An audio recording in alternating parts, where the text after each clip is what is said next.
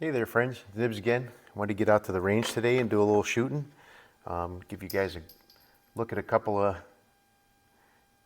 nice guns from my collection. This particular one we're going to be doing today is one that's very special in my collection. I really feel fortunate to have this one. So what we have here is a Marlin 39A, and they've been made from 1939 up until actually just recently, and probably Ruger will start making them again at some point now that Ruger owns that company. But this particular one is pretty special. When they first came out with the 39A in 1939, they were making the receivers and the cocking lever in color case hardening, and I'll put some pictures up of this because it is a beautiful piece and it's really hard to see in this light. The weather outside it's very windy and kind of nasty out there, so I decided to come indoors and just do some shooting indoors. But we're limited to 50 feet here, so but this is a great shooter for that. It has a Redfield peep sight on it. Anyway, what I was talking about with the color case hardening was they came out with these in 1939. They started making the receivers with color case hardening and the cocking lever with color case hardening. And they made those through 39, 40, and 41. And then when the United States entered World War II, Marlin actually discontinued producing civilian rifles for the duration of the war.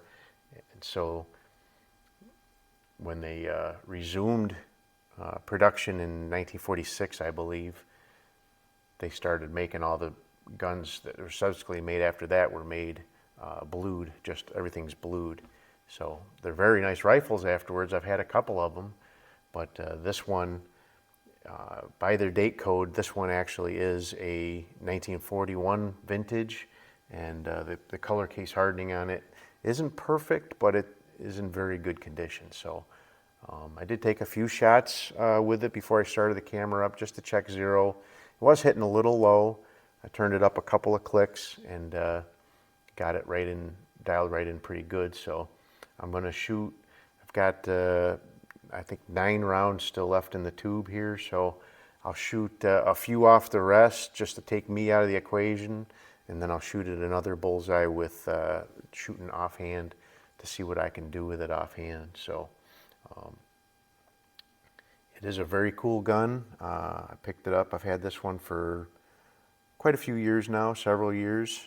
I don't remember exactly when, but I found it for a pretty good price. It was in a shop quite a bit south from me, and they had it marked for probably about 2/3 of what the going price was then, and they've gone up since then quite a bit, especially the color case hardened ones. Even the non-color case hardened ones are quite expensive these days. So, but anyway, let's do a little shooting, and then we'll go down and take a look at that target, and then we'll wrap it up. So I'm going to shoot at the upper right target with off the rest here.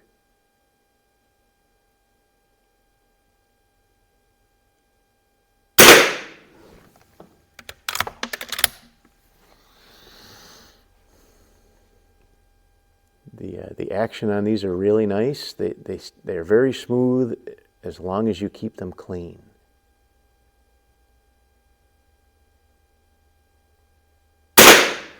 As everybody knows, 22 long rifle is very dirty, so these tend to start getting gritty if you let them get dirty.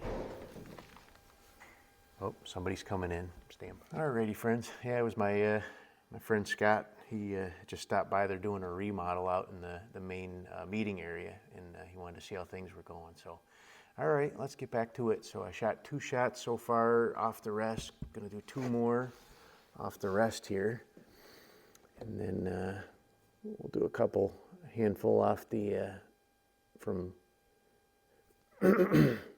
do a handful offhand and see how much worse I get.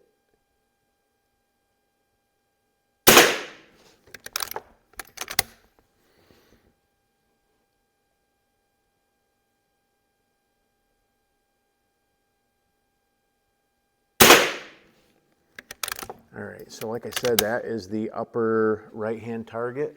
So now I'm going to shoot offhand, and this is going to be the lower right-hand target.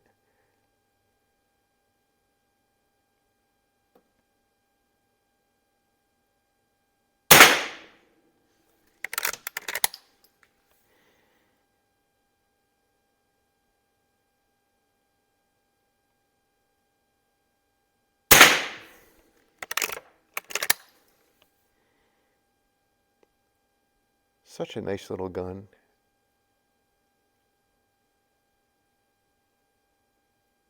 Oh, that was a little low, I think. A little catchy there for a second.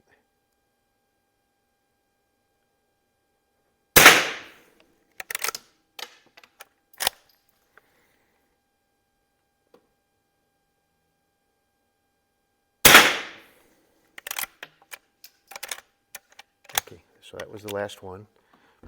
So actually, these targets here, I can roll them back and we can just take a look at it right here. So that's another nice thing about being indoors here. I don't have to run back and forth. Let me get this out of the way here. All right, can we see this? I'm going to stop it and we'll look at it on the desktop here. Alrighty guys, here's the target for the Marlin 39A. Here's the target I shot on the rest. And not making any excuses, but we're using iron sights, peep sights at 50 feet, so I don't call that too bad. And then down here is my shots from offhand. And I thought I actually did pretty good for as much as it was moving around. And these are 1.5 inch bullseyes, so very tiny. If you see, you look up here, the tiny little dot in the center is a 10 and then a 9. So I had so that's a 7 and a 7. That's an 8. Oops, sorry. 7 and a 7. That's 8, and then no score, no score. But not too bad for shooting offhand for this old girl, but all right, let's go back to the video. We'll wrap it up. Alrighty, friends, so there you go. There you see the target for this nice old Marlin 39A. It surely is a great shooter. I'm sure in the hands of the right person it would probably shoot very good, but I wanted to get it out and show you guys. And like I said, I will post some pictures, some still pictures of the color case hardening on the receiver here. This thing is definitely one of the finer, one of the nicer guns, I think, in my collection. I do have some really nice ones, but this one is quite special. So anyway, hope you liked the video. I appreciate everybody being on my channel. Like, share, and subscribe. And we'll see you next time. Have a great day.